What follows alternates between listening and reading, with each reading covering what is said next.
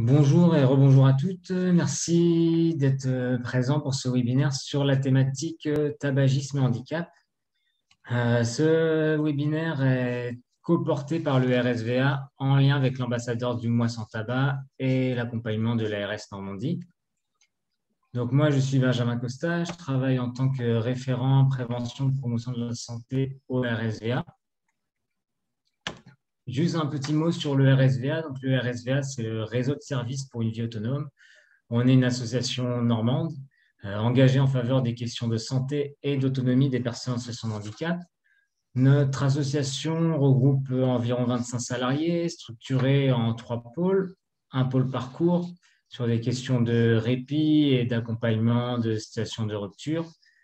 Un pôle ressources pour des actions de formation, de communication et de développement d'outils en lien avec les partenaires du territoire. Un pôle santé avec des actions d'accompagnement des centres de santé vers des consultations dédiées adaptées, avec des actions également sur le volet bucco-dentaire et donc mon poste sur les questions de prévention et promotion de la santé. Donc en plus de ça, nous avons également une animation territoriale parmi les fonctions du RSVA. De manière globale, on se situe soit dans du relais de la transmission d'informations, soit un deuxième niveau d'accompagnement de projet, voire de co-construction et de réponses communes si le besoin se fait ressentir sur le territoire. Alors, la question de la santé et des personnes en situation de handicap nous est très chère au RSVA. Sur cette thématique du tabagisme, celle qui nous rassemble aujourd'hui, on ne va pas s'attarder forcément sur beaucoup de chiffres, juste on a sélectionné 2 qui ont été recensés dans la note de cadrage de la Haute Autorité de la Santé en octobre 2020. Donc la dépendance est multipliée par 2,3 par rapport à la population en général et la prévalence du tabagisme est aux alentours de 34% parmi les personnes en situation de handicap contre 27% dans la population générale. Au-delà des chiffres, on sait que cette question du tabagisme pour les personnes en situation de handicap et au sein des ESMS, elle peut interroger chaque professionnel, chaque personne à différents niveaux, que ce soit au niveau de sa santé individuellement, voire collectivement. Ça peut aussi interroger par rapport au rapport à la loi, au cadre de l'établissement, au règlement intérieur. Ça questionne bien sûr aujourd'hui, on entend beaucoup parler d'autodétermination, d'autonomie, de choix. Donc choisir de fumer, choisir d'arrêter aussi, ça rentre dans ces questions-là. Ça peut également questionner sur des questions de relations éducatives. Souvent, on entend autour de la pause clope, on arrive à nouer des discussions qu'on n'arrive pas à nouer dans d'autres situations. Ça va derrière questionner des questions de situation d'organisation d'équipe. Un professionnel qui souhaite prendre sa pause alors qu'il a en gestion un internat ou un groupe, ça amène aussi des questions d'organisation des espaces, des lieux. Ça peut questionner aussi son propre rapport avec le tabac, le lien entre la molécule de la nicotine et les traitements médicamenteux que peuvent suivre les personnes, et encore bien d'autres manières, bien d'autres angles également peuvent être pris pour questionner cette question du tabac et du handicap. Alors, autour de cette heure et demie qui nous rassemble sur ce webinaire, on a choisi de présenter quelques angles et quelques outils différents. Alors, nous allons avoir dans un premier temps Madame Laurence Mézania qui va nous présenter un peu le cadre régional de la politique de réduction du tabagisme en Normandie. Ensuite, nous aurons une présentation d'Herveline Cadio qui travaille en ESMS, qui nous présentera un atelier qu'elle a pu mettre en place dans le cadre du Mois sans tabac. Puis nous allons avoir Madame Anne-Fleur Traverse sur une action territoriale impliquant différents acteurs, dont un MITEP. Ensuite, nous aurons Monsieur Denis Bayard, cadre de direction dans les Hauts-de-France, mais par rapport à un outil, l'outil Santé BD, Ma Santé et le tabac, donc sur la réalisation et le sens de cet outil-là. Puis nous aurons l'appui de Dieppe à 3 voix pour nous présenter leur projet global associatif autour de la question, autour d'un projet qui s'appelle le défi santé active, qui intègre une composante tabagiste. Suite à ces différentes présentations, nous allons avoir un temps d'échange avec la salle Donc voilà, on se réserve une vingtaine de minutes à la fin des interventions pour pouvoir échanger. Le format qu'on vous propose, c'est de pouvoir noter vos questions dans le chat au fur et à mesure du défilement. Nous, on va les recenser parce que peut-être qu'une même question pourra s'adresser à différents intervenants. Voilà, une fois que les 4 interventions seront passées, on présentera ces questions-là, mais ce sera aussi l'occasion de pouvoir, micro ouvert, poser aussi des questions en direct et pouvoir échanger avec la salle. 2 petites dernières précisions. Donc, cette conférence est enregistrée. On réfléchit, on va pouvoir proposer un replay prochainement. Ensuite, il y a actuellement l'appel à projet de la CNAM qui se clôture pour la Normandie le mardi 25, donc très prochainement. Nous avons, il me semble, des personnes de la CPN qui sont dans la salle. Ce qu'on propose, c'est que s'il y a des questions très spécifiques à cet appel à projet, étant donné qu'on a PSN qui est présent, on peut garder la salle ouverte à l'issue du webinaire pour se prendre un petit temps d'échange et pouvoir répondre au mieux à vos questions. Alors, je pense avoir tout dit, si ce n'est juste rajouter qu'à l'issue de ce webinaire, qui est une première aussi sur la thématique en co-construction avec PSN, une évaluation vous sera envoyée dans la continuité pour voilà, avoir aussi vos retours sur cette thématique et sur ce format aussi qui est proposé. Voilà, j'en ai fini pour l'introduction. Donc, je vais laisser la parole à Laurence Mézania pour nous parler de la politique régionale et du mois sans tabac en Normandie. Merci et bon webinaire à tous. Merci beaucoup, Benjamin. Je vais du coup prendre la main. Hop. Alors, je suis un petit peu trop loin dans mon... Bonjour à tous. Du coup, Laurence Mézania, je suis chargée de projet à Promotion Santé Normandie et plus spécifiquement sur le dispositif du DAPA. Le DAPA qui est donc le dispositif d'appui à la politique addiction, donc mis en place par l'ARS, et également Promotion Santé Normandie porte le dispositif d'appui du P2RT, qui est le programme régional de réduction du tabagisme. Du coup, avec ces deux dispositifs d'appui, en plus de ces 2 dispositifs d'appui, du coup, Promotion Santé Normandie a répondu à l'appel à projet de Santé publique France pour être ambassadeur mois sans tabac. C'est plus spécifiquement à ce titre-là que j'interviens aujourd'hui pour vous présenter les outils et le dispositif du mois sans tabac. Le mois sans tabac, donc c'est avant tout un défi collectif qui consiste à inciter et à accompagner les professionnels et notamment tous les fumeurs dans une démarche d'arrêt du tabac. Les fumeurs sont invités à arrêter de fumer à partir du 1er novembre et pour une durée d'1 mois, sachant qu'il est reconnu qu'au-delà de 28 jours, les signes désagréables de sevrage sont considérablement réduits et ça multiplie donc par 5 la chance de succès de tentative d'arrêt. Pour rappel, juste le mois sans tabac est inspiré d'un dispositif anglais qui est né en 2012 en Angleterre. Et la cible, ce ne sont pas les fumeurs, mais bien le tabagisme et le tabac. Au niveau régional, pour resituer un petit peu le mois sans tabac, le dispositif est porté au niveau national par Santé publique France et en région, plus spécifiquement donc, par l'ambassadeur, donc Promotion Santé Normandie, mais également l'ARS qui pilote le dispositif en région et la CEPAM qui comporte notamment l'appel à projet, comme le disait Benjamin en introduction. Et les actions de terrain, elles, sont portées par les professionnels de santé, professionnels, bénévoles, acteurs du secteur de la jeunesse, de la périnate, du handicap, etc. Le pilotage régional, donc, comme je l'ai dit, est porté par l'ARS.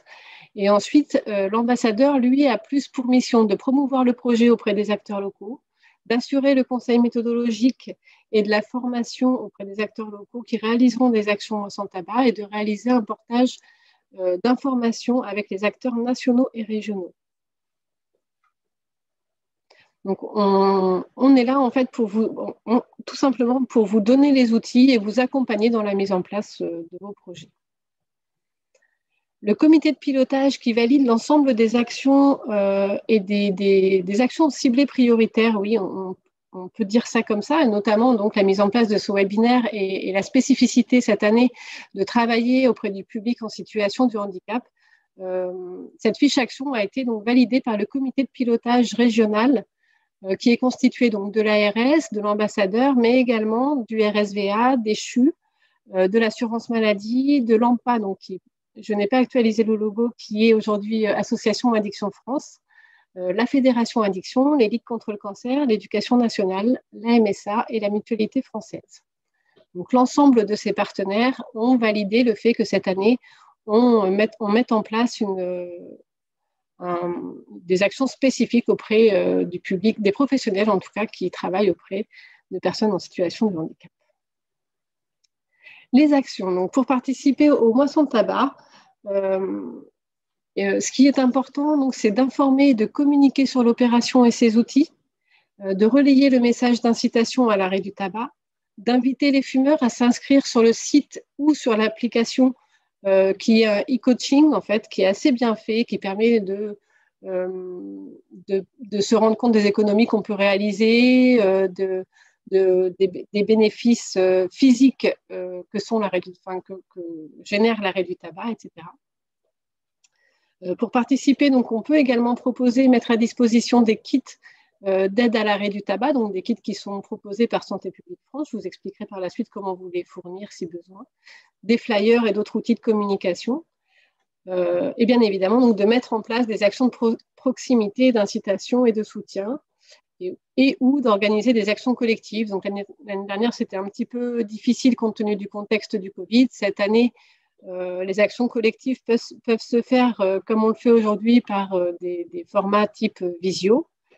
Et également, si vous n'avez pas de personnel infirmier, vous pouvez orienter vers des professionnels de santé ou des partenaires type XAPA ou tabacologue de votre territoire. Les actions de l'opération se déroulent entre octobre et novembre. On est davantage sur le fait de susciter l'arrêt. On prépare les personnes vraiment à rentrer dans une démarche d'arrêt. On est vraiment sur de la préparation psychologique, de susciter l'envie d'arrêter. Et sur le mois de novembre, on mène des actions pour accompagner l'arrêt et on mène des actions pour manifester à l'arrêt et au soutien. On continue de soutenir les personnes qui sont dans une démarche d'arrêt. Les publics cibles, donc, ce sont ceux qui sont cités donc, dans l'appel à projet de la CEPAM. Ce sont les personnes en situation de vulnérabilité, les jeunes et les étudiants, les femmes ayant le désir d'enfants enceintes ou allaitantes et leur entourage, les personnes atteintes de maladies chroniques, les personnes en situation de handicap et les personnes sous main de justice. Donc, les différents outils. Tous les outils du mois sans tabac, c'est une campagne de marketing social. Donc, tous les outils sont mis à disposition gratuitement via le site que je vous présenterai par la suite, où vous pouvez commander gratuitement en fait tout ce qui est affiches, flyers, kits d'arrêt du tabac et tout ce qui est documents de Santé publique France en lien avec le tabac. Le kit, donc, c'est celui-ci. Il est assez ludique, assez bien fait. Dedans, on y trouve des petits jeux pour passer le temps, un coloriage, je ne sais plus comment ça s'appelle, mais un coloriage pour déstresser. Et donc, c'est un kit qui propose un programme de 40 jours avec 10 jours de préparation et 30 jours de sevrage. Durant ces 30 jours de sevrage, il y a un défi par jour. Avec c'est une sorte de petit coaching en fait pour soutenir les personnes dans leur arrêt. Le site dont je vous parlais, vous pouvez passer vos commandes pour les affiches, pour les flyers et pour tout ce qui est outils mis en place par Santé publique France. C'est le site partenaire de Tabac Info Service. Pour cela, donc, il vous suffit tout simplement de créer un compte partenaire et ensuite vous pouvez cliquer sur les différents outils qui vous intéressent en quantité. Vous pouvez rentrer la quantité qui vous est nécessaire et sous 5 à 10 jours maximum, les commandes vous seront envoyées, sachant que le site ne sera pas ouvert avant le mois d'octobre, je pense. C'est fin septembre, début octobre. Mais en général, on envoie un message pour préparer et informer les personnes que le site est ouvert, le site des commandes est ouvert.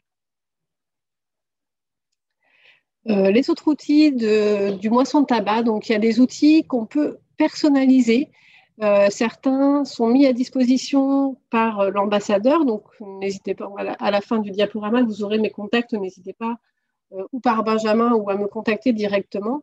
On met à disposition surtout, cette année, vraiment, le Santé publique France a mis en place tout ce qui était kit, enfin pas kit, pardon, comment on appelle ça, des vidéos en fait, des petits clips, voilà, des petits clips vidéo, certains avec sous-titrage parfois ou pas, et puis on propose aussi des spots radio, des bannières, des signatures de mails, et donc on peut aussi vous envoyer le nouveau logo de du mois sans tabac qui a été édité en 2020. Le site de Tabac Info Service joue un rôle dans l'inscription des participants en complément des professionnels de santé pour l'accompagnement à l'arrêt du tabac. Dans ce site, il y a plusieurs espaces, donc un espace partenaire, un espace professionnel de santé, où vous pourrez trouver des éléments susceptibles de vous intéresser. Un espace participant, pour ceux qui sont vraiment dans la démarche d'arrêt, et un espace je soutiens pour ceux qui souhaitent tout simplement soutenir les personnes dans leur démarche d'arrêt. Et sur ce site, donc, vous pourrez ensuite être orienté vers le 3989, où vous pourrez avoir accès directement par téléphone à un tabacologue. Ce site vous orientera également vers la page Facebook de Tabac Info Service, où les gens peuvent s'inscrire. Il y a aussi un espace tout public et vous pouvez également, via ce site, télécharger l'application. En Normandie, on a créé un site qui s'appelle Normandie sans tabac, sur lequel vous pourrez ou bien rentrer vos actions et du coup les valoriser, et nous ensuite on pourra les relayer ou sur le Facebook ou autre. Mais voilà, l'idée c'est de collecter un maximum d'actions sur ce site pour les valoriser, pour que les gens aient connaissance de ces actions. Et vous pouvez également sur ce site trouver régulièrement de la documentation, notamment un petit catalogue qu'on a créé en partenariat avec le RSVA et Promotion Santé Normandie, un catalogue avec les outils spécifiques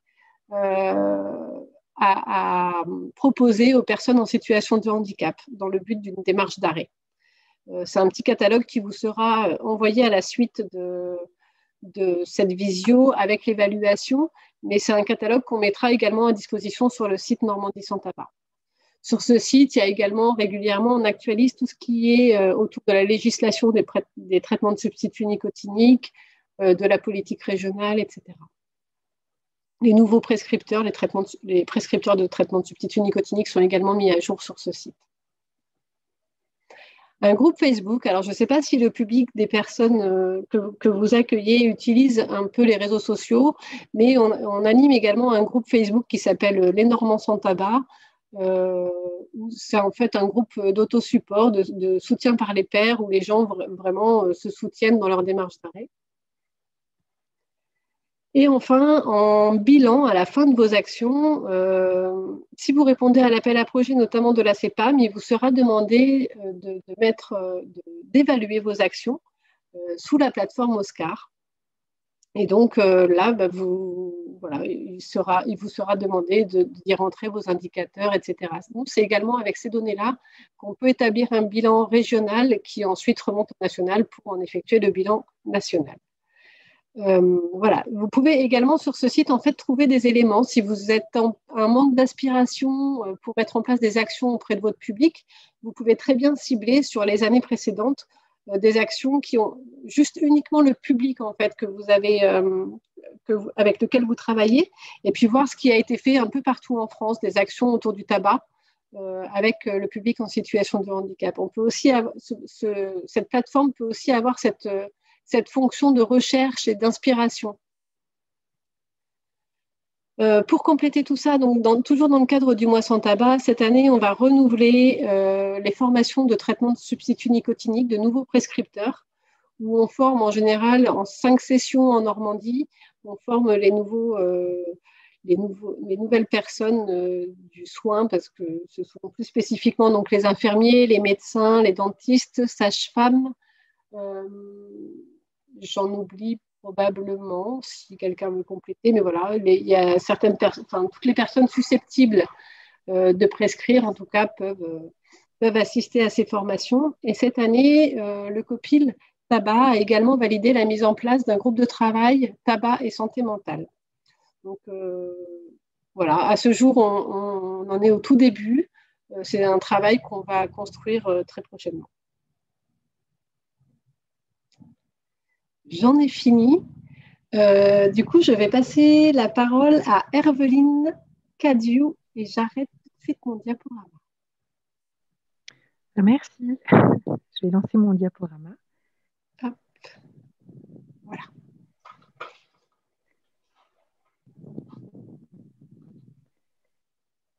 Et donc, moi, je suis Herveline Cadieu. Je suis infirmière au pôle d'accompagnement de l'APAI Pays de Falaise, qui comporte un SAVS, un SAMSA et un SASLA.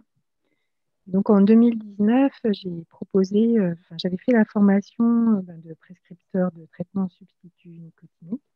Et donc, ça m'a inspirée pour proposer un atelier de sensibilisation moisson tabac aux personnes qui sont accueillies. Donc, les personnes que nous accompagnons sont des personnes qui vivent avec un handicap cognitif, psychique ou social, qui sont en milieu ouvert, qui sont pour certains travailleurs. Beaucoup d'entre eux sont non-lecteurs, enfin certains d'entre eux sont non-lecteurs.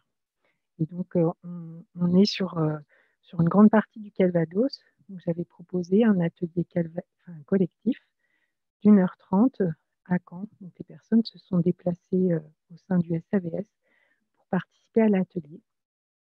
Et donc, il y a 4 personnes qui ont été volontaires pour participer. Mes collègues éducateurs ont proposé l'atelier aux personnes accompagnées. Et donc, pour faire cet atelier, je me suis un petit peu inspirée des outils qui sont en ligne sur la plateforme du BAP, la promotion Santé Normandie, et puis aussi sur tout ce qu'on trouvait sur la plateforme Moisson Tabac. Donc, je l'ai fait, l'atelier c'est un petit atelier sans prétention, mais on a fait 5 temps autour de l'atelier.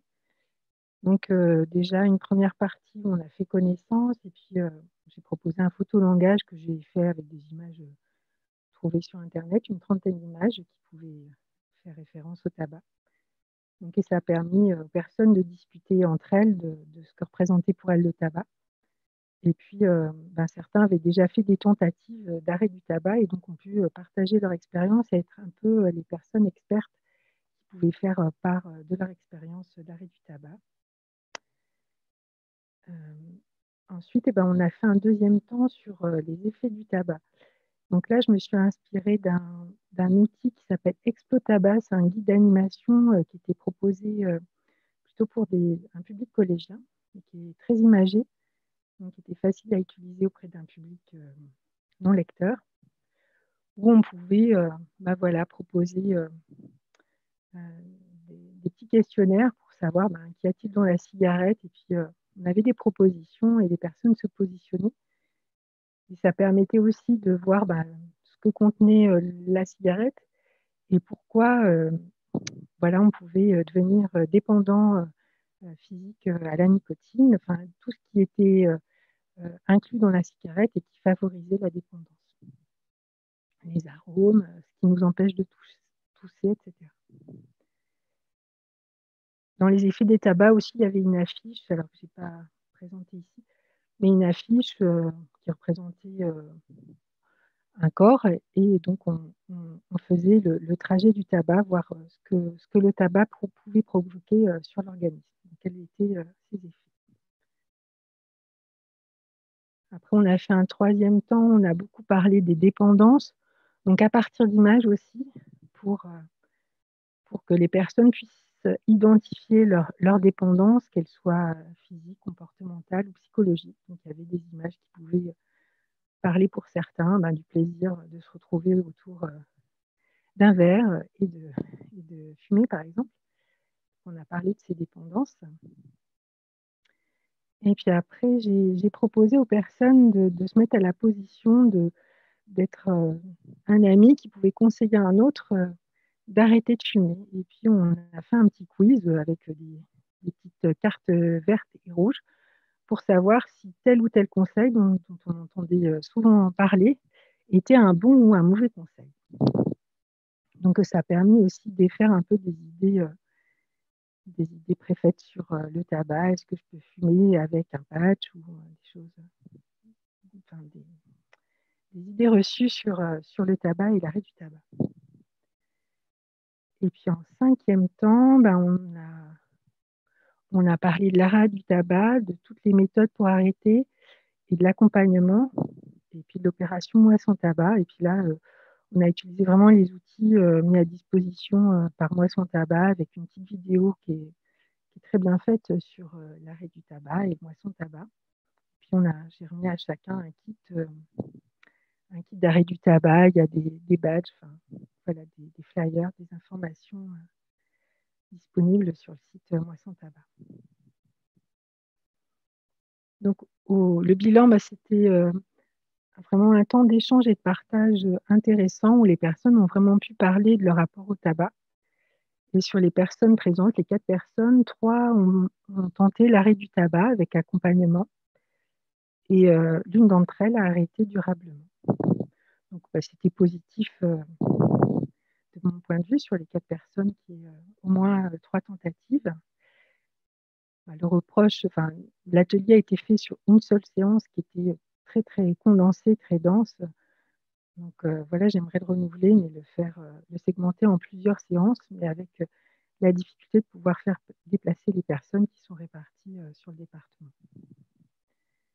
Donc, voilà pour l'expérience de cette expérience d'atelier de sensibilisation Moisson Tabac. Merci Hermine pour la présentation. N'hésitez pas, si vous avez des questions, comme je disais tout à l'heure, à les inscrire directement dans le chat, dans le fil de discussion directement. On va les relever et les poser après dans le temps qui est dédié à la fin. Alors là, on a eu une présentation très concrète d'un atelier précis avec un groupe de personnes identifiées. On va changer de témoignage avec Anne-Fleur Traverse qui va nous présenter ce qui avait été mis en place sur Vernon.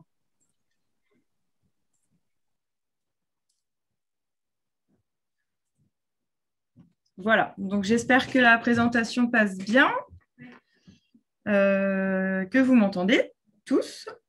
C'est bon, Benjamin? Oui, c'est parfait. Ok, super, merci. Donc, bonjour à toutes et à tous. Donc, je suis Anne-Fleur Traverse, je suis coordinatrice en promotion de la santé pour une communauté d'agglomération qui s'appelle donc Seine-Normandie Agglomération. Nous avons donc un territoire composé d'une 60aine de communes, un bassin de population de 85 000 habitants. La ville-centre est effectivement Vernon, mais après, on a effectivement derrière des bassins de population autour des Andelys, de Passy-sur-Eure ou encore de Vexin-sur-Epte, avec du coup des typologies de territoires et de populations et donc de problématiques qui sont bien différents les uns des autres. Donc, nous avons un service santé qui est composé de 3 personnes, une responsable, Muriel Dumont, ma collègue Sandrine Thomas donc, et moi-même. Et nous avons un contrat local de santé qui est donc vraiment le document dans lequel s'inscrit la politique de l'agglomération, contractualisée avec l'Agence régionale de santé, le département. Et donc, dans ce contrat local de santé, je m'occupe plus particulièrement de tout ce qui est action d'éducation, de prévention, de promotion de la santé. Et donc, c'est le fameux axe 2 qui s'intitule Agir précocement. Donc, agir précocement, c'est sur les publics jeunes, mais aussi dans le parcours de vie et de santé des habitants. Donc, ça nous permet de travailler sur différentes thématiques. Donc, le diagnostic territorial avait fait émerger le fait que la thématique des addictions, des conduites à risque était présente sur le territoire. Et donc, c'est assez naturellement qu'une fiche action, historiquement, maintenant on les appelle fiches enjeux dans les nouveaux contrats locaux de santé, s'est articulée autour de la prévention des conduites à risque, du renforcement des compétences psychosociales et également de l'accompagnement des partenaires sur les campagnes nationales, régionales. Et donc, nous sommes inscrits dans le cadre du Mois sans tabac depuis 2017. Donc, on a déjà eu l'occasion de vivre 4 éditions que je vais vous balayer très rapidement. La particularité en fait de ces éditions, c'est qu'au-delà de la coordination territoriale et de la dynamique évolutive en fonction des années, on a un partenaire qui est donc la clinique des Portes de l'Eure et qui est associé depuis le départ et qui justement intègre ces patients souffrant donc de pathologies parfois, ou en tout cas de problématiques de santé mentale plutôt au niveau psychique. Et donc, dès le départ, en fait, on a tout de suite intégré cette dimension-là dans nos actions et de manière, encore une fois, très évolutive en fonction des éditions. Donc, vous allez pouvoir l'observer au cours de cette présentation. Donc, ce que j'ai fait, c'est que je vous ai simplement retracé les 4 éditions pour que vous puissiez voir un petit peu justement comment celles-ci se développaient sur le territoire. La première, en 2017, c'était un pilotage service santé. On a eu des partenaires, comme je vous le disais très rapidement autour de la table, donc le centre hospitalier, le foyer jeunes travailleurs et Adissa, qui est notre XAPA de référence sur le territoire et qui propose aussi une consultation jeunes consommateurs. Donc, les financements étaient en autofinancement sur le contrat local de santé et par l'agence régionale de santé. Et donc, dans ce premier format, on a fait une édition assez simple avec effectivement une journée forum de sensibilisation des différents publics. Donc là, grand public et public situation plutôt précaire, avec des interventions de professionnels, tabacologues.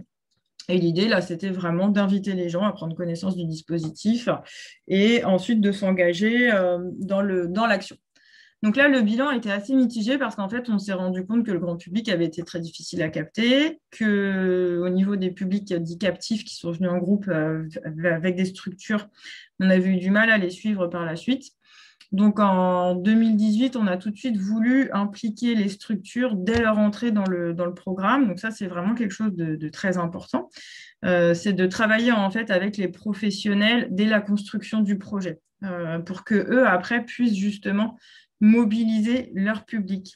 Et lorsqu'on va aller jusqu'à mixer des publics qui intègrent des personnes en situation de handicap, cette dimension-là, elle est vraiment très importante à prendre en compte pour justement croiser les regards, rassurer, lever les freins aussi sur les représentations des uns et des autres. Ça ne veut pas dire qu'on n'a pas rencontré de difficultés, mais en tout cas, il est indispensable de faire parler les professionnels en amont ensemble et de construire la programmation en commun, parce qu'effectivement, sinon, les uns et les autres vont rester braqués sur des idées, des préjugés, et du coup vont bloquer un petit peu tout l'intérêt de la démarche collective en acceptant de faire partie de la dynamique, mais du coup en ne permettant pas la rencontre des publics. Et en fait, nous, c'est vrai que c'était vraiment cette dimension-là qui nous intéressait.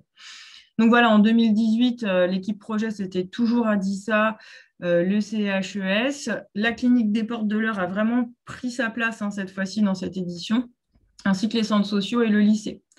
Donc, on a eu une programmation un petit peu plus construite avec effectivement une action au lycée de sensibilisation.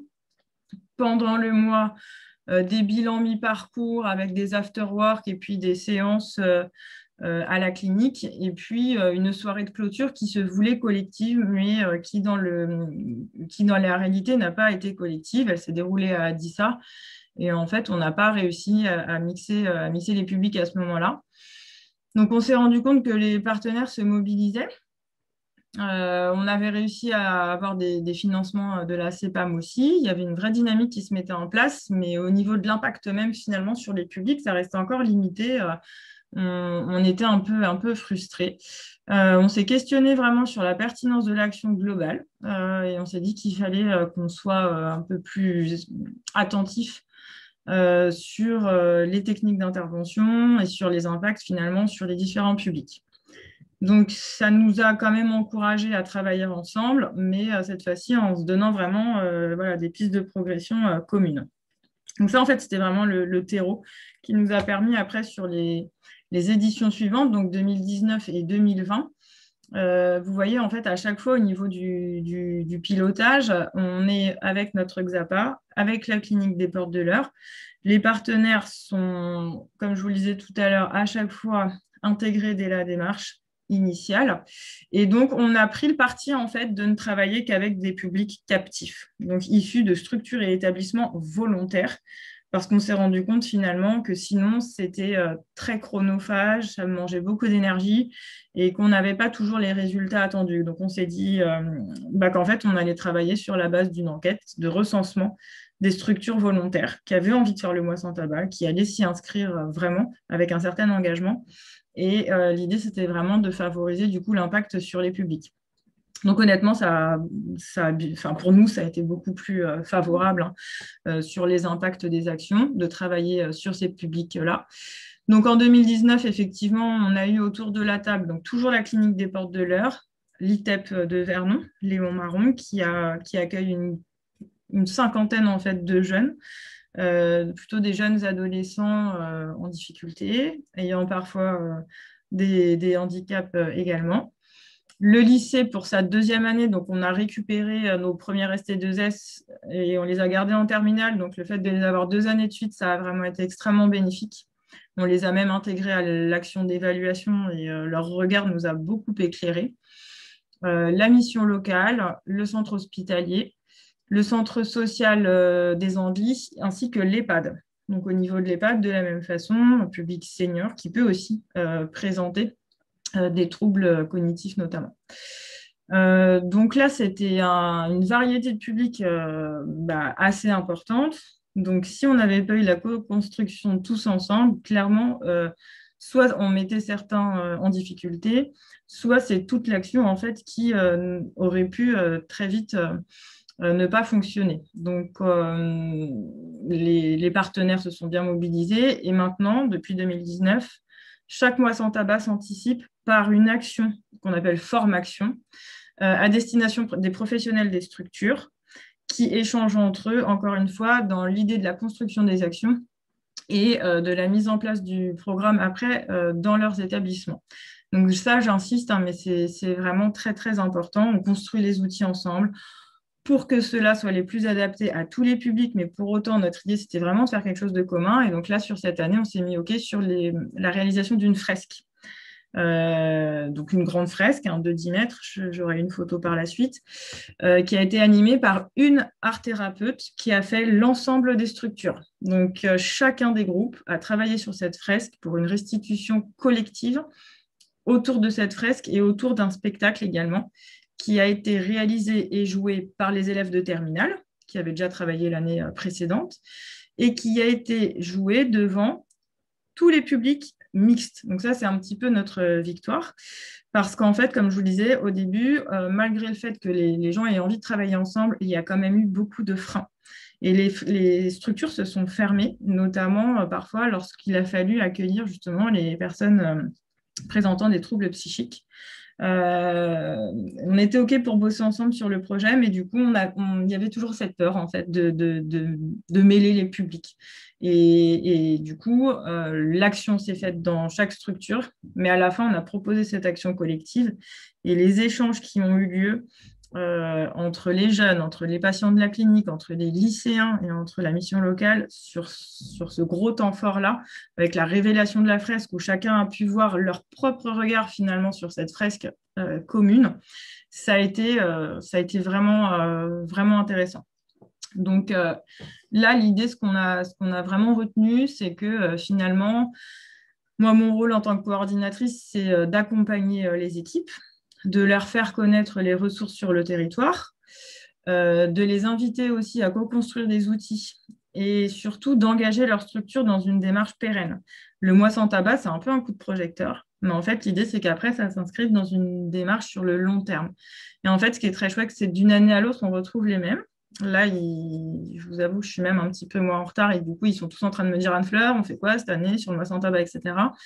Et je crois qu'ils accrochent vraiment tous sur le fait que ce soit une démarche commune et collective avec des restitutions à la fin qui permettent quand même de croiser les regards, et notamment pour les personnes en situation de handicap.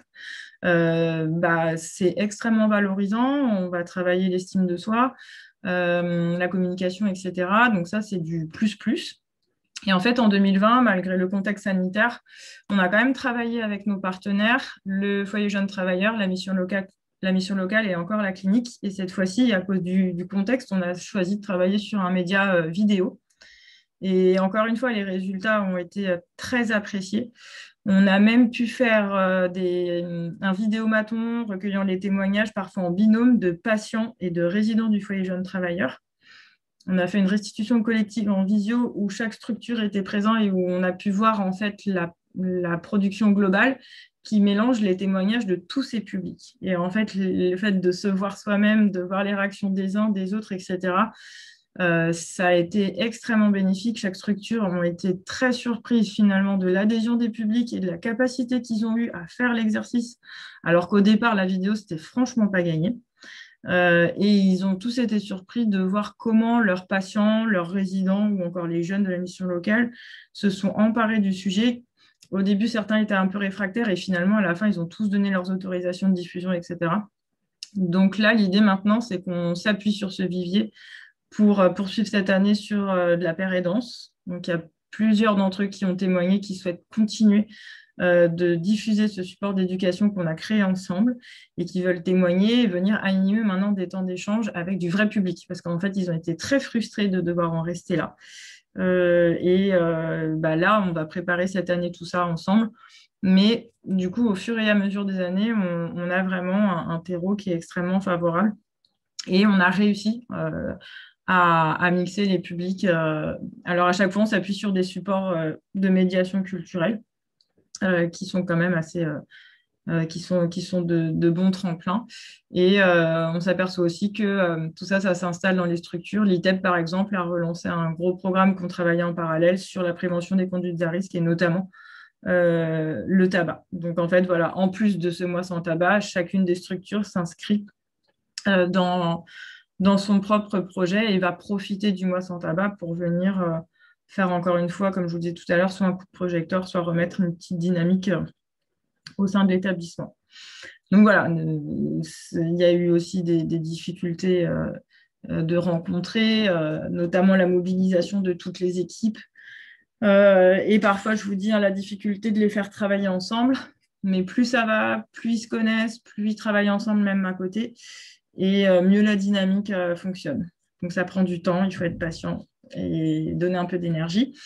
Mais à la fin, on a vraiment chaque année, on se fait surprendre par la qualité des résultats et parce que ça peut générer par la suite. Voilà, je n'ai pas du tout regardé le temps, je suis désolée. Vous avez quelques photos, on peut peut-être prendre quelques secondes pour les Super. photos. Alors, vous avez 30 secondes à peu près. Formidable. Du coup, j'ai dû arrêter le partage. Et donc, sur les photos, tac. Zou. C'est bon, ça marche? Oui, parfait. Ok. Donc là, simplement en fait une photo illustrant le travail sur la fresque. Les gens au début étaient plus ou moins à l'aise avec le support et en fait ça a extrêmement bien fonctionné. Il faut savoir que le résultat de la fresque, c'est aussi 15 jours d'urnes avec les mêmes mots dans toutes les structures sur lesquelles les gens vont venir rebondir et on prend les résultats de ces urnes pour travailler sur la fresque. Donc là, par exemple, vous voyez, il y a le mot plaisir et derrière le mot plaisir, il y avait toutes les contributions des participants sur des papiers qui sont recollés soit sur la fresque, soit qui ont été réutilisés par la suite. Donc là, ça, c'était les restitutions des mots des urnes de l'EHPAD, je crois. Donc voilà, travail de l'EHPAD sur la fresque ici. C'est toujours la même, on ne se rend pas compte. Ça, c'était un atelier au niveau de l'EHPAD pour les professionnels sur justement une séance collective proposée par l'infirmière du CHES. Ici, une naturopathe qui intervenait également en simultané. Là, les jeunes en représentation sur le spectacle, donc les lycéens, là, ça, c'était nos comédiens et toute la salle qui donc regardait le spectacle. Ça, c'était des jeunes lycéennes qui tenaient le stand d'information, du coup, Moi sans tabac. Voilà, donc ça, c'est toujours le spectacle avec ici Adissa qui intervient. À chaque sketch, en fait, il y avait une proposition de débat entre les jeunes et les participants. Là, c'est lorsque chacun a découvert la fresque collective complète. Et donc, celle-ci, voilà, en fait, là, on la voit un petit peu mieux sur celle d'après. Donc, on ne se rend pas trop compte, mais en fait, elle faisait 10 mètres de long. C'était un sacré bébé. Et en fait, sur cette fresque-là, vous avez les contributions de toutes les structures et établissements en fait, qui ont participé à l'action. Et c'est vraiment l'outil qui a permis de fédérer les publics autour de l'action. Donc voilà, toujours nos petites jeunes qui faisaient le spectacle, encore les jeunes en scène. Ça, c'était le tout début de la fresque, il me semble. Donc, l'art thérapeute avait pris beaucoup de matériaux pour pouvoir permettre à chacun de trouver finalement là où il était le plus à l'aise. Et voilà, j'arrête parce que sinon, ça va être trop long. Voilà. Merci. Effectivement, on sent que vous pourriez parler longtemps de ce projet. Oui, voilà, c'est vrai que pour ceux qui seraient intéressés par l'édition 2020 et les productions vidéo, j'avais vraiment envie de vous faire passer la production des patients de la clinique parce qu'elle était super et on n'a pas eu le temps. Donc, vraiment, ceux qui sont intéressés pour voir, je suis à votre disposition pour valoriser maintenant le travail qui a été fait. Je suis très fière d'eux. Donc voilà, il faut me couper, moi. Merci pour cette présentation. Effectivement, même si le webinaire se termine à 15h30, l'idée c'est qu'il y ait une continuité, soit en direct, soit via PSN, le RSVA ou directement prendre en contact avec les différents intervenants. Alors, je vais maintenant passer la parole à Monsieur Denis Bayard de l'UDAPI 62 qui va nous présenter le travail autour de l'outil Santé BD et il va vous en dire plus directement. Bonjour. Alors, je vois pour partager mon document parce que je n'étais pas pu assister à la séance de réglage. Et alors, on trouve ça où? Ça va être tout en bas, à côté de la discussion. Vous allez avoir écran tout partagé. En bas, il y a un bandeau qui, quand vous glissez la souris sur écran Zoom, partagé. Vous avez un bandeau qui apparaît et au milieu, vous avez écran partagé en vert. Tout à fait. D'accord. Alors, hop. Est-ce que vous voyez la slide de Ma santé et le tabac? D'accord. Oui, très bien. Ouais. Bien. J'aurais peut-être le mettre en mode si ce bandeau ne m'ennuyait pas. Vous allez sur diaporama. Voilà. Donc, bonjour, Denis Bayard, donc je suis cadre de direction à l'UDAPEI du Pas-de-Calais, Union des associations APEI Papillon Blanc du Pas-de-Calais.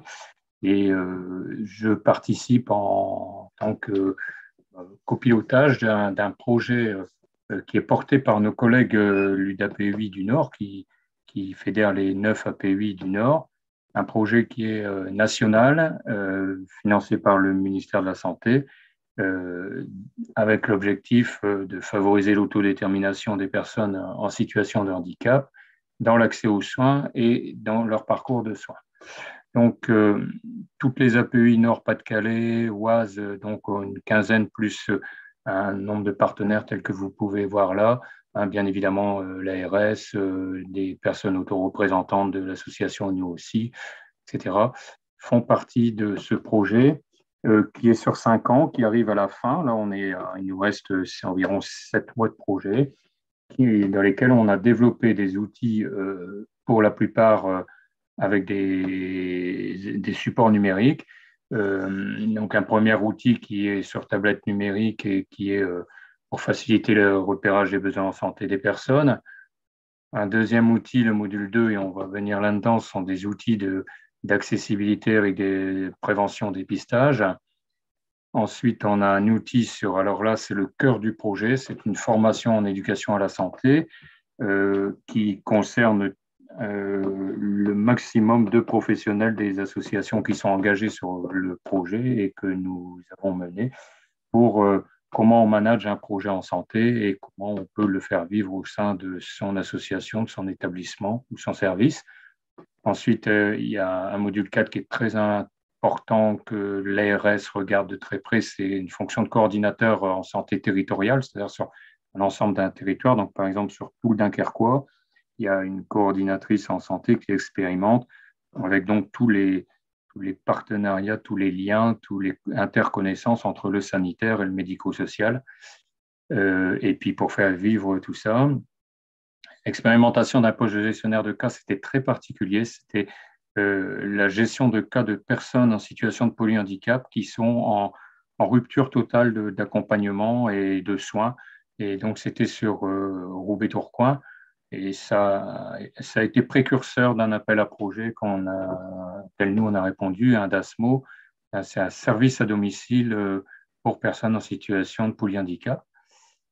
Ensuite, on a une application mobile accompagnateur santé numérique. C'est pour que la personne, quand elle se rend chez son médecin, elle puisse être autonome, que ce n'est pas ou l'accompagnant ou un membre de sa famille qui parle au médecin, mais bien lui, alors avec un outil où il peut à l'avance remplir la raison pour laquelle il vient. Donc, tout est sous forme de dessin et tout ça. Il peut dire si j'ai mal à la tête, s'il a mal à la tête depuis 1 jour, 2 jours, 3 jours, etc. Une échelle de douleur et tout ça. Le module 7, on en parle, c'est le groupe des experts. Ce sont des personnes en situation de handicap auto-représentantes et qui ont examiné tous les outils pour voir si, en termes d'accessibilité, les outils étaient adéquats. Et enfin, l'évaluation du projet par Eurasanté, qui est un gros module. Là, ils ont beaucoup de travail en ce moment puisqu'ils évaluent l'ensemble du projet. Alors, je vais avancer.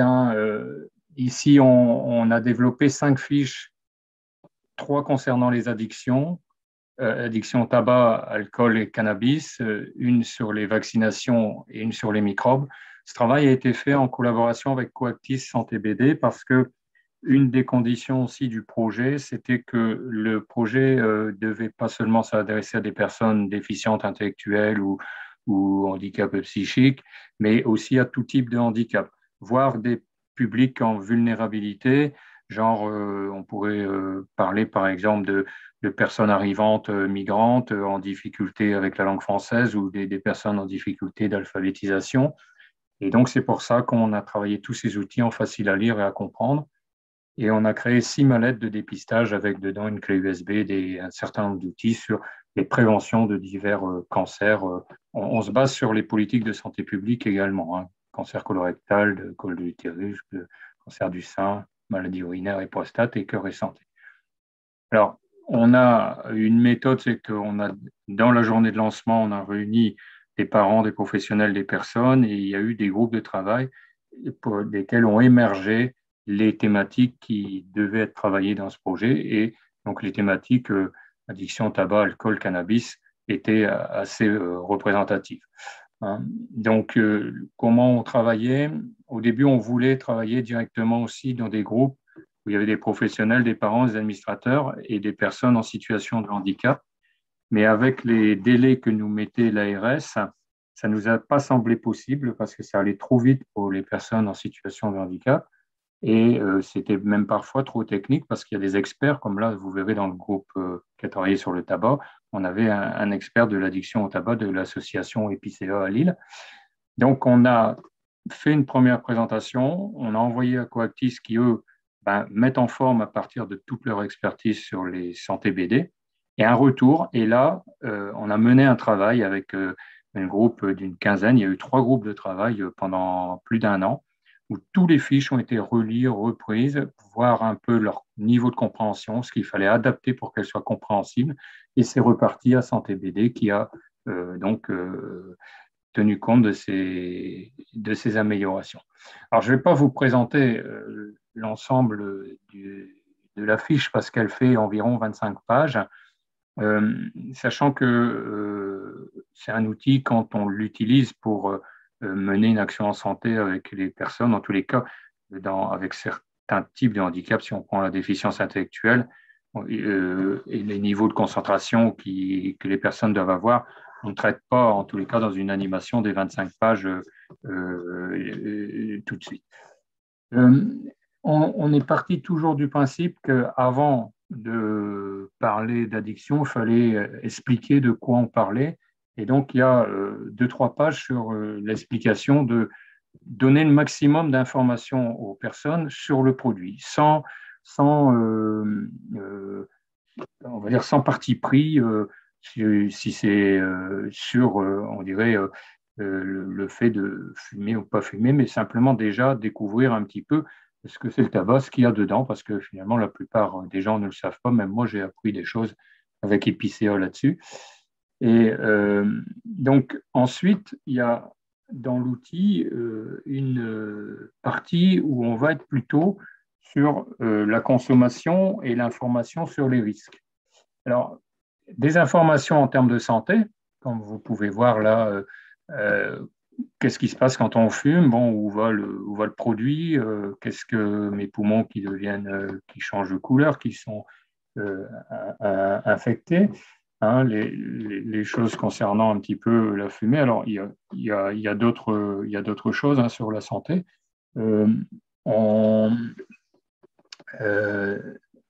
Et après, petit à petit, on introduit la notion de dépendance. Ça, on s'est aperçu que c'était très compliqué à expliquer ce que voulait dire être dépendant, en fait. C'est quelque chose que les personnes n'ont pas vraiment conscience, sauf quand ils nous disent « Oh ben oui, mais moi, de toute façon, je me lève le matin, il me faut ma cigarette. » Mais par contre, quand on leur parlait de dépendance, cette notion de se sentir attaché à quelque chose et obligé de fumer, ils disaient oh, « Non, non, j'ai pas l'impression, je crois pas, je fume un paquet par jour. » Mais bon, donc l'illustration a été finalement assez complexe à trouver. Alors là, il y a quelques exemples d'illustrations. On a pris le déroulé d'une journée hein, où la personne ben, finalement a toujours en tête la cigarette et le fait de vouloir fumer. Et voilà. Et ensuite, arriver à cette notion des dépendances égale manque. Donc là aussi, des choses à un petit peu expliquer, les conséquences. Hein. Conséquences sur son comportement, l'énervement, le stress, la tristesse aussi parfois. Hein. Et voilà, donc un peu tout. Il y a aussi des choses un peu sur l'aspect physique. On peut aussi avoir une peau plus terne, une mauvaise haleine, des choses comme ça, qui fait que bon, on est dans tout un ensemble que le fait de fumer peut avoir aussi des côtés, au-delà du côté plaisir, des côtés négatifs. Alors, justement, quand j'aborde le côté plaisir, on n'a jamais voulu l'évincer parce que l'idée un peu de ces fiches, hein, c'est de permettre aux personnes d'avoir le maximum d'informations qu'elles souhaitent pour être capable de faire son choix elles-mêmes. Je continue ou je vais peut-être essayer de diminuer ou je vais peut-être essayer d'arrêter, mais en tous les cas, il n'y a jamais eu d'injonction à l'arrêt du tabac. Hein, on est dans une démarche autodéterminante en proposant aux personnes voilà, d'être aidées s'il le faut, hein, mais pas une démarche, on va dire, parce que dans les établissements, il y a quand même beaucoup d'établissements qui interdisent le fait de fumer. Alors, bien sûr, il y a les réglementations, hein, on n'a plus le droit de fumer dans les établissements, autant les professionnels que les résidents, mais il y a quand même un certain nombre d'établissements qui font un petit peu tout pour que les personnes ne fument pas en leur mettant pas des abris à l'extérieur et des choses comme ça. Et bon, ça c'est un petit peu, parce que ça pose beaucoup de débats. Hein, moi, j'étais directeur d'un service de protection juridique aux majeurs. On avait des délégués, des mandataires qui refusaient que certaines personnes achètent des quantités de tabac qui leur paraissaient trop importantes d'après eux. Et donc, je me souviens de ces débats-là, et le président disait toujours c'est leur droit, c'est leur argent, et il faudra peut-être les aider à gérer mieux cette question de tabac, mais jamais leur interdire de fumer. Le président, c'est un parent. Hein. Alors, on aborde aussi les conséquences sociales et légales. Alors, toutes les interdictions dans les lieux publics, hein, pour qu'ils aient bien conscience un petit peu voilà, des endroits où on peut et des endroits où on ne peut plus fumer. Et puis, dans la relation aux autres, ce qui se passe, voilà, on peut aussi importuner une personne si on est en contact avec une future maman, et c'est très nocif. Et également aussi, on a abordé cette question où là, on a eu beaucoup de surprises parce que pratiquement aucune fumeuses, hein, ne pensaient au fait que le bébé, quand il était dans le ventre de la maman, bah, lui aussi subissait les conséquences de la maman qui fume. Hein. Donc, et puis après, des choses pour se dire, bon, comment je peux arrêter de fumer avec, je dirais, des... Donc là, après avoir donné toutes ces informations-là, on donne aussi une information, et là, on est volontairement sur une image un peu trash. On l'a fait avec aussi l'affiche Le tabac et l'alcool, Ma santé et l'alcool. C'est que on peut aussi développer des formes de maladies telles des cancers qui peuvent mener jusqu'à la mort. Hein, il y a eu des débats, hein, de savoir si est-ce qu'on met cette tombe, hein, et en fait, je pense que ce qu'on s'est dit, c'est que finalement, il ne faut rien cacher et il faut visualiser. On est affaire aussi à des publics qui ont besoin de concrétiser certains mots, certaines expressions. Donc, on a fait le choix de garder cette slide. Mais l'objectif n'est pas de faire peur, c'est vraiment dans une prise de conscience. Hein. Et après, la suite de l'outil, c'est voilà, donner de l'espoir. Et puis, si j'ai envie de fumer, comment je peux faire? Alors, bon, il y a l'alternative de la cigarette électronique. Hein, et puis, il y a l'alternative de se dire, bon, là, je veux vraiment arrêter, ni cigarette électronique, ou alors je fais au départ une transition avec la cigarette électronique. Et donc, voilà, avec un certain nombre de pistes de personnes qui peuvent être des supports, des personnes ressources pour les aider, un médecin, un infirmier, thérapeute, pharmacien, enfin, des personnes de leur choix.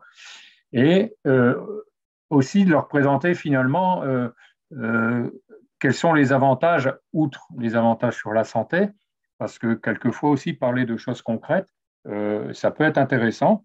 Et voilà, on dépense moins d'argent et cet argent, il peut être réinvesti autrement pour se payer des vacances, pour se payer des cadeaux, s'acheter un scooter ou des choses comme ça, parce qu'on s'aperçoit vite que on avait fait un dessin qu'on a abandonné, mais on avait fait que quelqu'un qui fumait quasiment un paquet par jour en une année, c'était l'équivalent d'un scooter et on voulait imaginer les 12 fois 30 paquets, une image comme ça, égale un scooter. Bon. Et enfin, dans l'idée, c'était de montrer aussi que, voilà, sans s'en rendre compte, ça grève quand même aussi les budgets. Donc, et puis aussi les conséquences sur la santé, donc avec une apparence, l'estime de soi avec une plus belle peau, des dents plus blanches, et les relations avec les autres, et puis bien comprendre que au bout de 5 ans qu'on a arrêté de fumer, en gros, on a les poumons qui sont nettoyés, et ça, c'est très important pour eux, même si on a eu du mal à trouver la visualisation, la concrétisation de ça sous forme de dessin. Et la dernière, voilà, c'est sortir de la dépendance avec cette image un peu de liberté. Et donc, l'outil, ce qui était vraiment intéressant, c'est tout le travail qui a été fait avec les groupes des experts, parce que en même temps, eux, en relisant ensemble, phrase par phrase,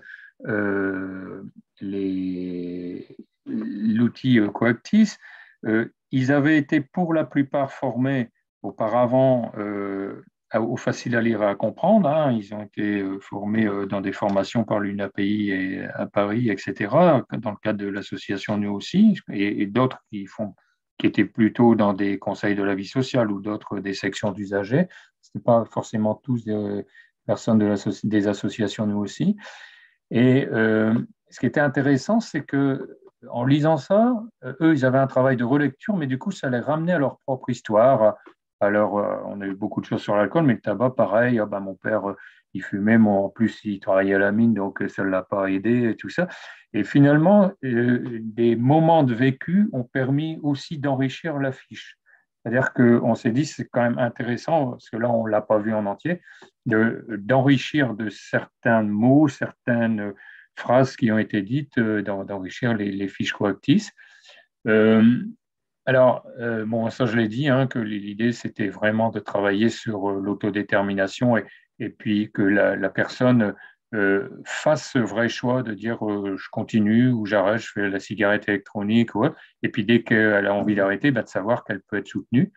Hein. Alors c'est un outil, bien sûr, qui peut être utilisé individuellement. Quelqu'un en situation de handicap peut aller sur Internet et trouver la fiche et la regarder. Ce Coactis, je ne sais pas si vous avez déjà vu, mais je pense que vous aviez déjà été. On peut l'adapter selon qu'on est un homme, qu'on est une femme, qu'on veut un médecin homme, un médecin femme, enfin, qu'on est selon le type de handicap également, c'est un handicap sensoriel ou un handicap physique ou un handicap mental. Donc, c'est très bien adapté. Mais par rapport à des accompagnants, on dit toujours que autant le facile à lire et autant ces outils sont des outils de médiation.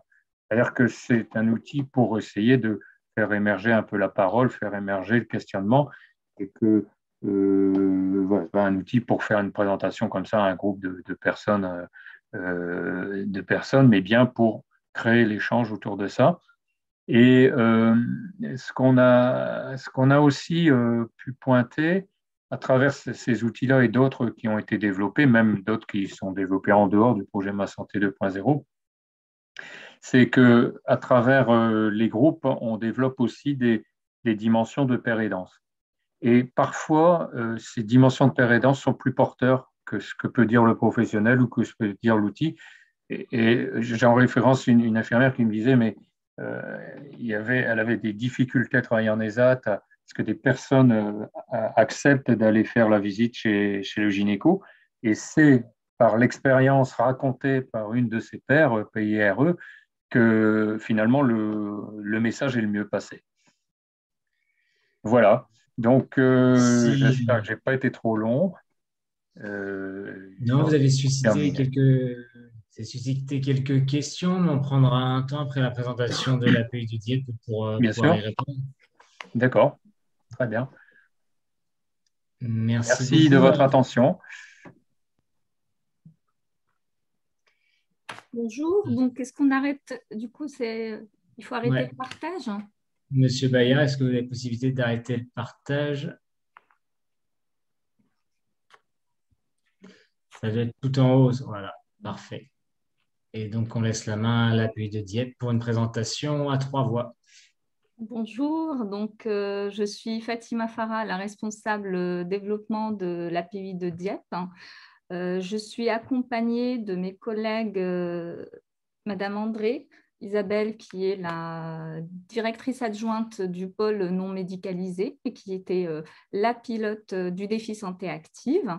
Et puis, je suis accompagnée aussi de Madame Lefebvre, qui est la coordinatrice, notre infirmière coordinatrice de parcours de vie, santé et vieillissement au sein de l'API. Donc, j'essaye en même temps de chercher le diaporama.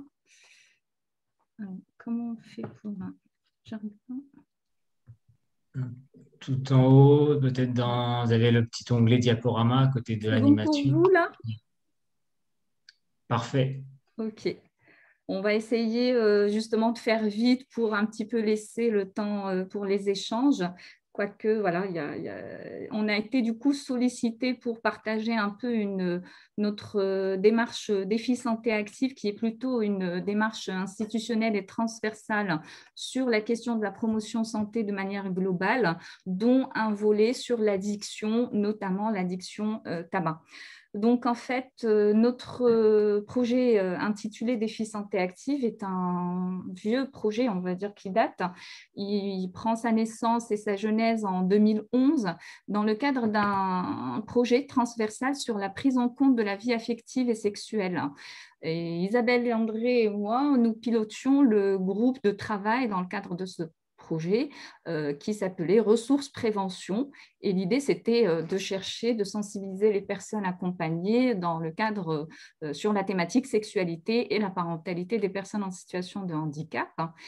Ce groupe était transversal, hein, on avait un référent qui représentait les différents établissements de l'API, on en a presque 12 établissements et services, hein, adultes et enfants. Et c'était aussi un groupe qui était pluridisciplinaire. Donc, parmi nous, on avait des infirmières, des éducateurs, directrices adjointes, responsables développement, etc. Et donc, tout de suite, dans les premières réunions, on s'était rendu compte que voilà, les besoins de prévention auprès de notre public dépassaient la thématique de la sexualité et qu'on avait de très importants besoins dans l'éducation à la santé de manière générale. Et du coup, c'est ainsi qu'est né le projet Défi Santé Active, qui a pour objectif général justement de sensibiliser les personnes sur les différentes thématiques, mais surtout développer en elles l'envie et les compétences pour prendre soin d'elles-mêmes.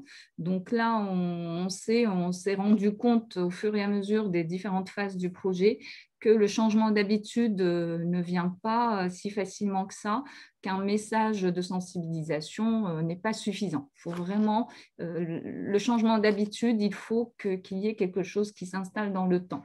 Donc, les thématiques du défi santé active sont l'équilibre alimentaire, la lutte contre la sédentarité, la réduction des addictions, parce qu'il y avait de gros besoins, notamment en ESAT et en SAVS, la sexualité. Et puis, sur l'hygiène du corps aussi, on relevait beaucoup de besoins, hygiène bucco-dentaire. J'imagine que tout le monde est d'accord avec moi, notamment dans nos territoires un peu dépourvus de professionnels dans ces thématiques.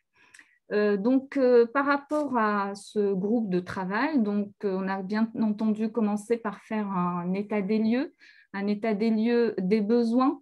Côté des personnes accompagnées, on savait à l'époque, je vous dis en 2013, les outils, on n'avait pas des outils adaptés comme ça l'est de plus en plus le cas maintenant. On avait les campagnes de prévention primaire, mais qui n'étaient pas accessibles aux personnes en situation de handicap. Mais côté aussi professionnel, nos professionnels n'étaient pas formés pour diffuser de manière correcte des messages de prévention, notamment la prévention santé. On a chacun, en fonction de notre vécu, en fonction de notre histoire, des représentations différentes de ce qu'est l'équilibre alimentaire, de ce qu'est l'addiction, de ce qu'est l'activité physique, etc. Donc, on a aussi, dans cet état des lieux, on a répertorié tout l'existant, notamment en termes d'activités qui pouvaient être utilisées comme support pour l'éducation à la santé. Les outils qu'on a utilisés dans le cadre du diagnostic, c'était une grille pour quantifier les besoins par thématique et par établissement, mais aussi du point de vue du professionnel et du point de vue des personnes accompagnées.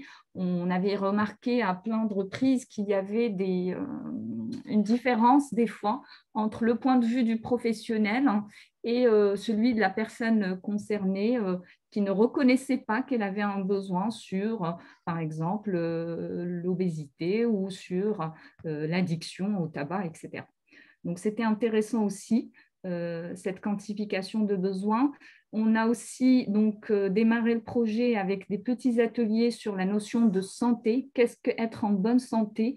On avait essayé d'utiliser des outils FALC faciles à lire et à comprendre, notamment la fiche que vous voyez là, et justement pour expliquer qu'il va y avoir ce projet Défi Santé Active, que les thématiques, pour dire simple, c'est bien manger, bouger plus, s'aimer en toute sécurité, diminuer les risques pour la santé, vous voyez le tabac, l'alcool, et demander si les personnes voulaient bien adhérer à ce défi, choisir leur propre défi en fonction de leurs besoins, et si elles adhéraient, elles répondaient à un questionnaire sur ses habitudes, notamment par rapport à la thématique de défi qu'elles s'étaient lancées.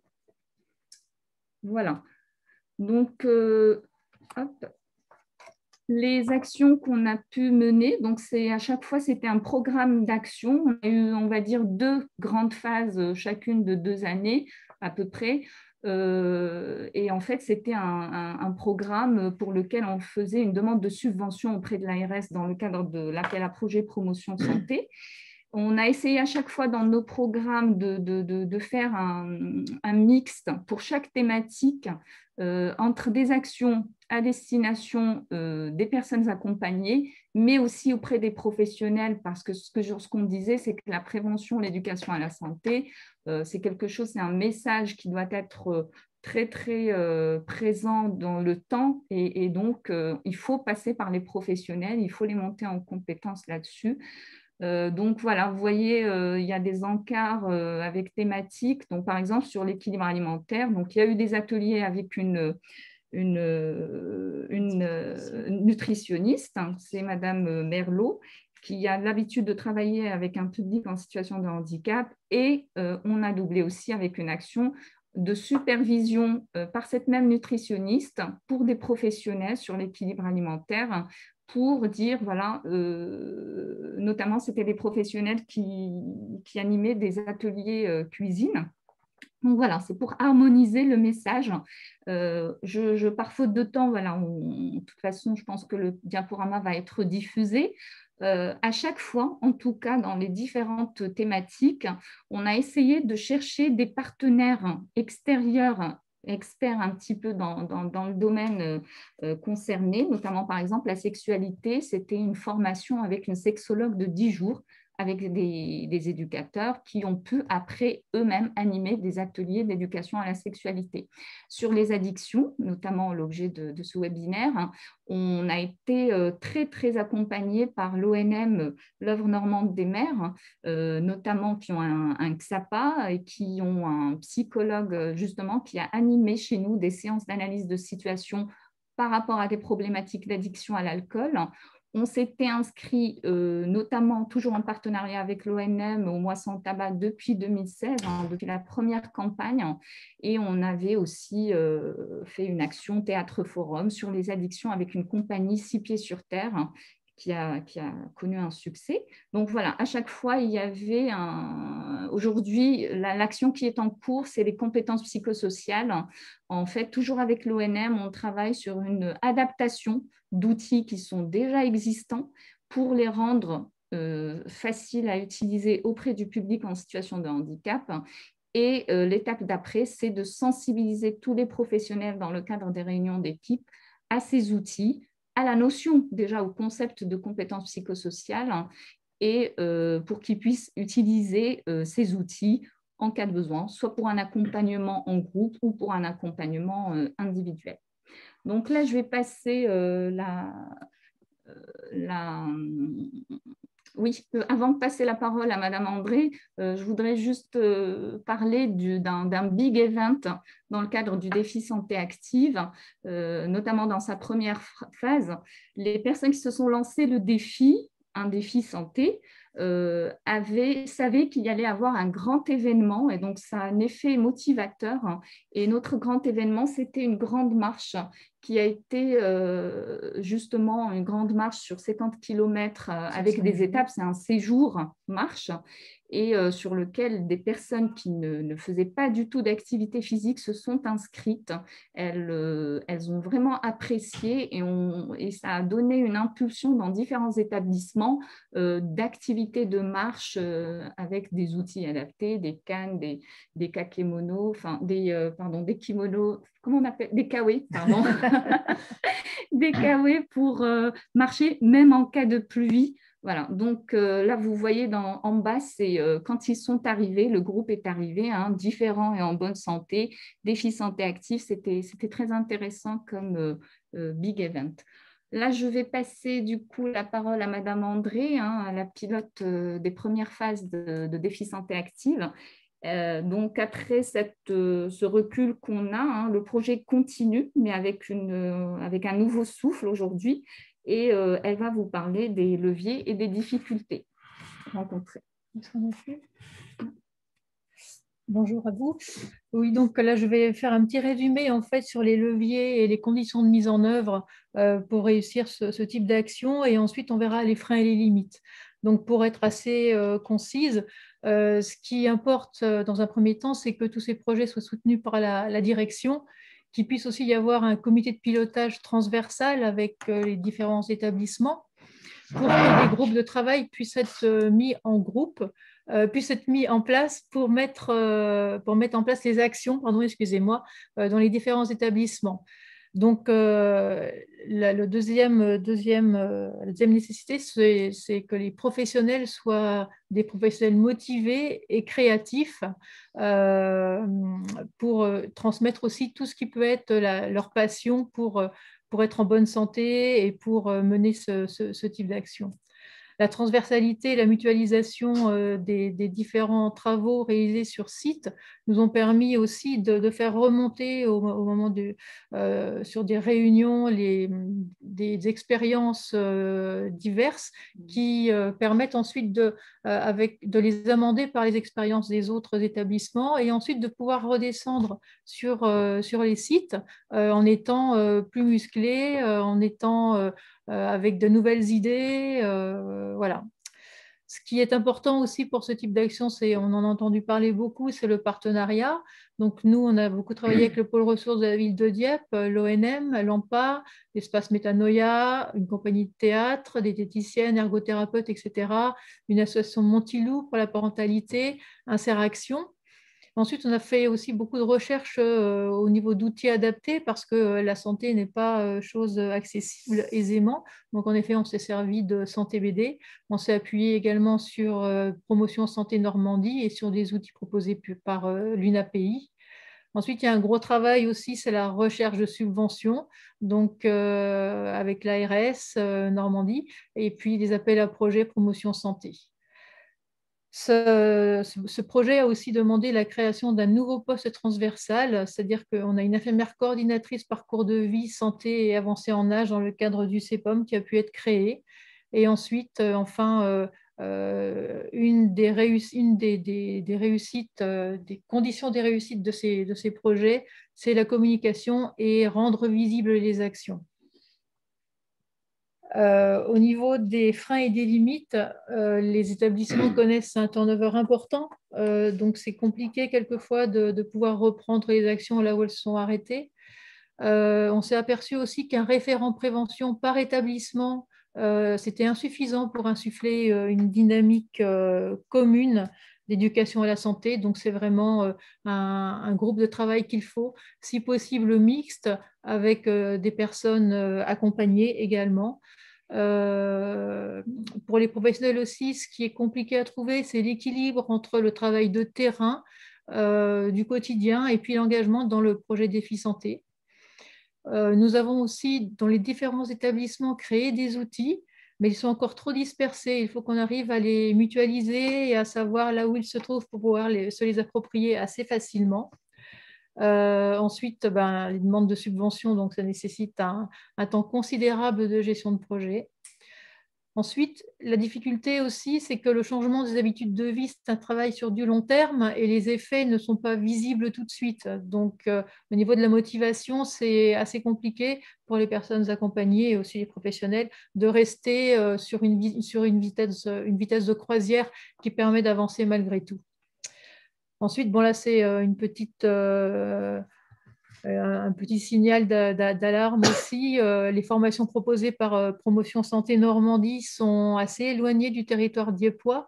Donc, en fait, le territoire de Dieppe n'accueille que très peu d'actions et ce sont uniquement des cartes blanches.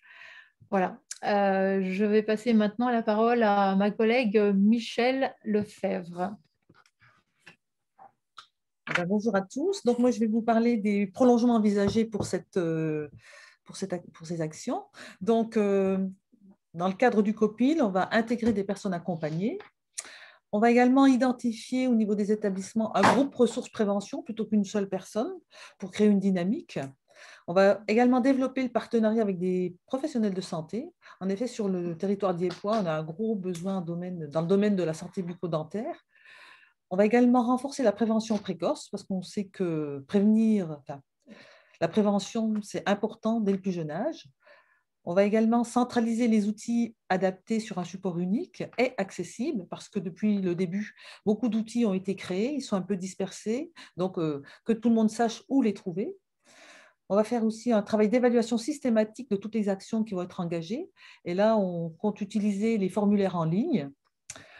Et nous voulons aussi proposer des formations et des actions croisées avec les acteurs dans le champ du handicap, notamment avec la communauté 360.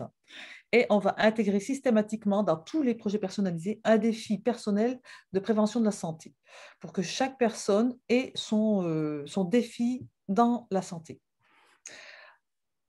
Ensuite, je vais vous parler donc du mois sans tabac. Donc, on est en partenariat avec l'ONM, l'œuvre normande des maires. Donc, l'APEI s'est engagée dans le mois sans tabac depuis 2016. Donc, il y a un groupe de travail qui a été constitué avec une psychologue de l'APEI, 2 éducateurs du SAVS et un infirmier de l'ONM. Donc, je vous fais un petit focus sur la saison 2019. Le bilan des années précédentes, c'est que c'était un petit peu redondant et il fallait proposer des choses plus attractives. Donc, on a décidé de faire des informations générales et des activités ludiques. Donc, c'était à raison de 2 ateliers par semaine, un atelier d'information générale et un atelier ludique. Donc, en information générale, on a eu la projection d'un PowerPoint qui avait été réalisé en FALC. Il y a eu une présentation des traitements substitutifs nicotiniques. Il y a eu un groupe de parole avec des propositions d'outils de soutien adaptés. Par exemple, un tableau de consommation quotidienne, une boîte à mégots pour les aider à visualiser leur consommation. Et dans les ateliers ludiques pratiques, on a proposé une activité de soutien diététique parce que la grande question, c'était si j'arrête de fumer, je vais grossir. Donc, comment les aider à équilibrer leur alimentation. Un atelier activité physique, gym douce, groupe de marche. Une activité smoothie, donc alliant diététique et activité physique. Donc, on avait fait l'acquisition d'un cycle juice. Et donc, les personnes pédalaient et se préparaient un smoothie. Et une activité esthétique, soin des mains, animée par une socio-esthéticienne de l'association Interaction, parce que aussi le souci des fumeurs, c'est d'avoir les doigts qui jaunissent. Donc, toutes ces activités ludiques et pratiques ont été très, très appréciées. Et en finale, on a fait un bilan des séances du mois avec les participants. Voilà. Vous voyez là la photo du cycle juice. Donc, il fallait pédaler, il fallait mériter son smoothie. Et puis, à côté, vous avez la photo de l'information générale au départ. Voilà, sur le mois. Je vous remercie de votre attention. Merci à vous pour ces présentations. Alors, on vous laisse reprendre votre souffle. Je vois que vous avez accéléré la voix, effectivement, parce qu'il arrive 15h30. C'est l'heure prévue pour la fin de ce webinaire. Ce qu'on se propose de faire, c'est que ceux qui souhaitent rester pour poursuivre quelques échanges sur une quinzaine de minutes, admettons, voilà, on va rester sur cette salle. On sait que peut-être certains ont calé des rendez-vous juste derrière. Donc, pour pouvoir répondre aussi aux différentes questions, ce qu'on vous propose, c'est de les poser sur les évaluations qui vous seront transmises. Il y a une dernière case qui s'appelle « Quelles sont vos attentes ?» Voilà, vous pouvez, si certains doivent quitter, ne peuvent rester, poursuivre quelques échanges, poser directement ces questions-là et on reviendra vers vous, étant donné le nombre de participants qui reste convenable, on pourra y apporter des réponses. Pour préciser, donc, vous allez recevoir les évaluations, vous allez recevoir aussi un catalogue de recensement d'outils sur la thématique qui a été préparé par PSN, qui va aussi être partagé ici dans la conversation. Et vous recevrez aussi les présentations des différents intervenants, voilà, pour prendre le temps aussi de les revoir à tête reposée. Le RSVA et PSN, on est toujours joignable, j'ai envie de dire, sur ces questions de santé, et plus précisément tabagisme et handicap. Donc, n'hésitez pas aussi à nous solliciter. On orientera, si besoin, vos demandes. Voilà, du coup, on arrive à l'issue. Donc, merci à tous ceux qui ont pu assister et qui doivent repartir. Et puis, on va voir si certains restent dans la salle pour se prendre un petit temps de questions-réponses. Alors, ce que je propose pour ceux qui restent dans la salle, c'est qu'on puisse le faire aussi à micro ouvert, peut-être dans un premier temps, si vous avez des questions à poser en direct ou même simplement des remarques. J'ai partagé du coup le catalogue d'outils spécifiques tabac et handicap dans la discussion, donc n'hésitez pas à le télécharger si vous le souhaitez, mais comme le disait Benjamin, on vous l'enverra également.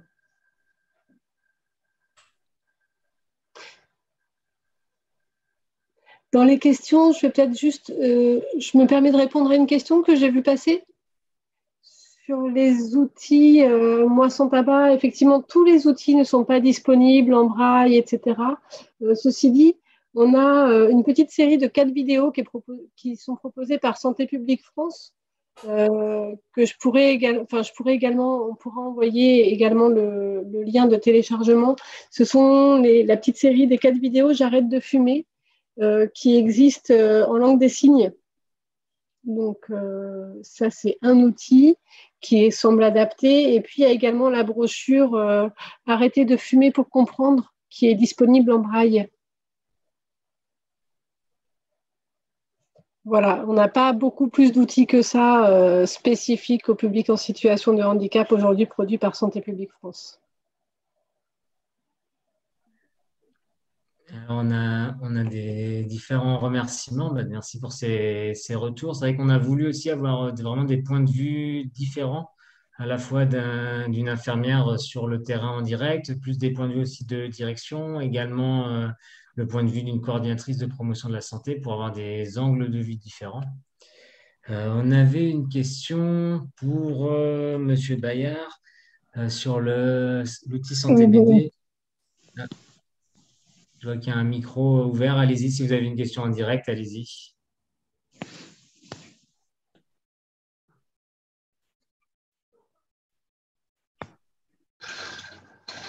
Non, c'était peut-être une fausse manip. Alors, pour M. Bayard, on a demandé pourquoi les XAPA ne sont pas cités sur le livret Santé BD comme partenaire. Alors, les XAPA, le sigle, c'est quoi? Ça veut dire quoi? Ce sont les centres de soins en addictologie et en prévention des addictions. D'accord. Nous, en fait, on a travaillé, ils sont cités pas directement sur les fiches Santé BD parce que là, c'est un partenariat direct entre l'UDAPI du Nord, porteur du projet Ma Santé, et Coactis. Mais nous, dans la plaquette de présentation et sur le site Ma Santé 2.0, l'association Epicéa qui a travaillé avec nous est citée là par exemple sur les questions d'addiction au tabac. On avait fait le choix de travailler, et addiction à l'alcool, tous les types d'addiction avec Epicéa, qui travaillent en lien très étroit avec l'AMPA parce qu'ils partagent d'ailleurs le même palier dans un bâtiment à Lille. Donc, on était aussi en lien avec l'AMPA. Mais voilà, c'est parce qu'il fallait, nous, on a besoin d'un partenaire expert parce que là, ce qu'on voulait, il y avait les plaquettes grand public qui n'étaient pas très accessibles. Et puis, nous, ce qui nous intéressait, c'était d'avoir un expert pour partir un peu des questions et des échanges qu'il y avait dans les groupes, parce que les groupes réunissaient des parents, des professionnels, des administrateurs. Et donc, du coup, c'est une richesse des questions qui ne sont pas les mêmes attentes, qu'on soit administrateur, parents ou professionnels. Et puis après, avec les personnes en situation de handicap, maintenant, il n'y a pas eu de volonté de chanter les centres de prévention. Enfin, nous, c'est l'AMPA qui est beaucoup sur le Nord-Pas-de-Calais. Donc, je pense que ça doit être similaire au XAPA, à mon avis. On avait une autre question pour Madame Cadieux, qui était, en gros, comment est-ce qu'on peut utiliser le photolangage que vous aviez créé et comment est-ce qu'on fait pour se le procurer? Avec une petite remarque par rapport à votre micro qui est un peu capricieux. Ah, je suis désolée. J'espère que vous m'avez entendu quand même pendant la présentation. Si, on a entendu. Ouais.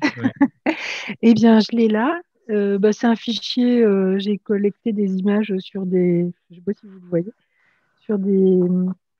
que j'ai collecté sur Internet, donc je peux mettre à disposition le fichier et puis il faut l'imprimer, le plastifier. Dans ce cas-là, on va peut-être revoir ensemble avec PSN comment est-ce qu'on peut, voilà, sur l'aspect technique, peut-être se faire le relais de cet outil-là pour pouvoir qu'il puisse être téléchargé et imprimé directement par ceux qui souhaitent l'utiliser. Moi qui ai posé la question pour mes collègues infirmières, parce qu'on travaille, j'ouvre quand même mon micro, on travaille à la création d'ateliers du coup avec les collègues infirmières et je pense qu'elles seraient très contentes de pouvoir utiliser ce photolangage. Ça évite de chercher des images. Après, c'est la sélection que moi j'en ai faite, hein, donc il peut être enrichi aussi. Oui, c'est ça, mais si on part d'une petite base, il est bien fait. C'est faire quelque chose qui est déjà bien fait. Bah, je le transmettrai à M. Costa. Après, nous, on peut les imprimer aussi en interne en précisant du coup que ça a été créé par votre structure pour valoriser aussi. Merci. Oui, j'avais une petite question concernant les formations pour prescripteurs de TNS. Est-ce qu'il y aura des dates prochainement? Oui, on doit travailler dès le mois de juin. On doit effectivement repositionner ces formations. Et l'année dernière, elles ont eu lieu vraiment très tardivement. Cette année, on va essayer de les proposer en septembre-octobre. Ça va dépendre des disponibilités des formateurs, mais voilà. Bon, je serai intéressée. Très bien. Pour l'avoir faite, elles sont très, très intéressantes, très enrichissantes.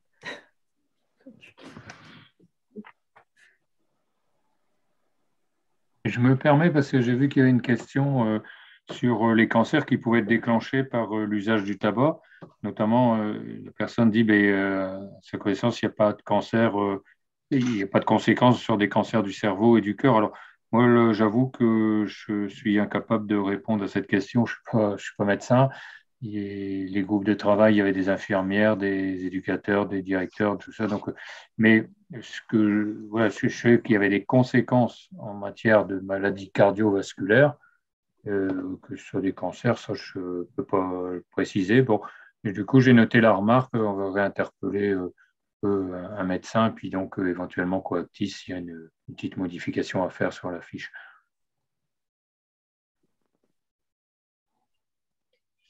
Merci pour ces réponses. Est-ce qu'il y a d'autres interventions? On a écoulé les questions qui sont arrivées, soit dans le fil de discussion, soit en direct. Puisqu'en ouverture, on avait proposé la possibilité de répondre sur les questions vraiment spécifiques appel à projet qui se clôturent mardi. Je propose de faire une deuxième fin pour le coup, pour clôturer ce temps spécifique tabagisme et handicap. Et si, peut-être s'il y a des personnes qui puissent se signaler dès maintenant, comme ça on sait si on laisse Donc s'il y a des personnes qui souhaitent échanger sur l'appel à projet, on sait si on doit laisser la salle ouverte ou alors si on met fin directement à la conférence. Moi, je dois vous laisser parce que je vais sauter sur une autre visio qui est commencée sur un nouveau projet qui s'engage. Donc, merci de cette invitation et puis au plaisir. Au revoir. Merci, au revoir. Merci à vous. Au revoir. Merci à vous aussi. On va du coup quitter la salle. Merci pour cette présentation riche d'outils. On est vraiment très intéressés pour la diffusion du replay et des catalogues d'outils et tout ça. Merci à vous, puis merci du coup, par la même occasion à tous les intervenants et à tous ceux qui ont aussi relayé l'information et à tous d'avoir participé. Merci à toi, Benjamin, pour cette organisation. Bonne fin de journée à tous et puis vous allez recevoir très prochainement les suites et puis cette salle reste ouverte quelques instants. On va voir s'il y a des personnes qui restent pour vraiment spécifiquement l'appel à projet.